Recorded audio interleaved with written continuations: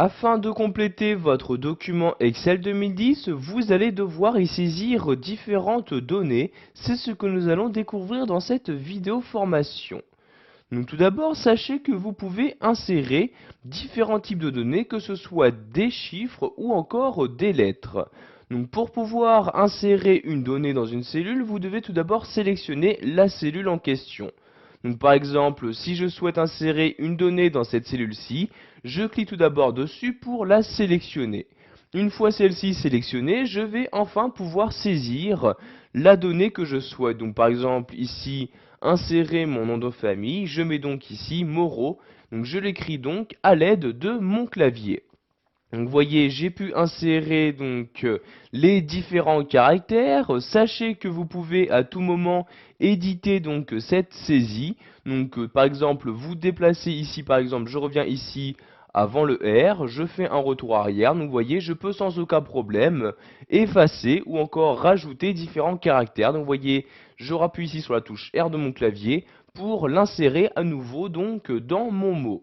Donc ici, si j'appuie sur la touche Entrée, vous pouvez voir que maintenant il s'agit de la cellule en dessous qui a été sélectionnée. Et vous pouvez donc voir que dans la cellule ici, donc juste au-dessus, il y a bien donc mon nom de famille qui a été inséré.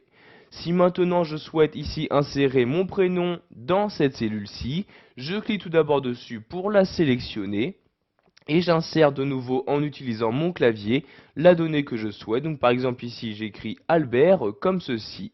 Je reclique ici sur cette cellule-ci pour la sélectionner et pour y insérer ici une autre donnée. Donc par exemple ici cette fois-ci une donnée numérique. Je vais y mettre mon âge. Donc ici vous voyez 20 ans. Donc je pouvais mettre des espaces.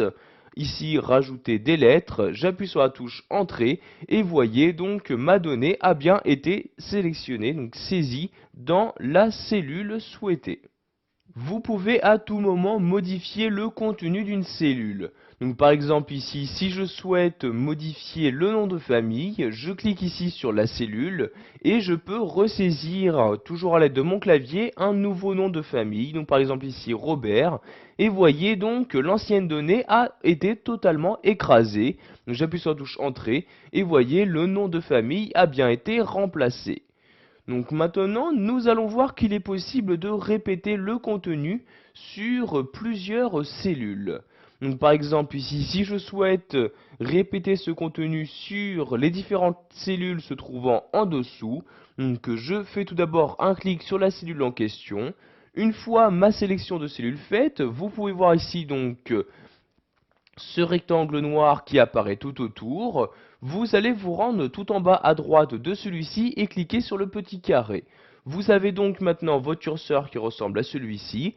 Une fois que c'est le cas, vous pouvez cliquer donc avec votre souris et tout en maintenant le clic, vous pouvez par exemple ici descendre et vous avez donc ici donc automatiquement la répétition du contenu qui s'effectue. Donc vous voyez ici, il s'agit de données numériques, donc automatiquement il y a une incrémentation d'effectuer. Donc je lâche le clic de ma souris et vous pouvez voir donc que le contenu a bien été répété. Vous pouvez faire de même par exemple ici pour le mot Albert, je sélectionne la cellule, je me rends en bas à droite, donc ici dans cette partie-là, je clique, je maintiens le clic de ma souris et je descends ici. Et vous pouvez voir donc sur toutes les différentes cellules sélectionnées, le mot Albert sera donc répété. Donc je lâche le clic de ma souris et vous pouvez voir qu'un même mot a été répété sur plusieurs cellules en très peu de temps. Voilà, vous savez maintenant comment saisir des données dans votre document Excel 2010, qu'il s'agisse de chiffres ou encore de lettres. Vous avez également appris à répéter le contenu d'une cellule sur une ou plusieurs autres.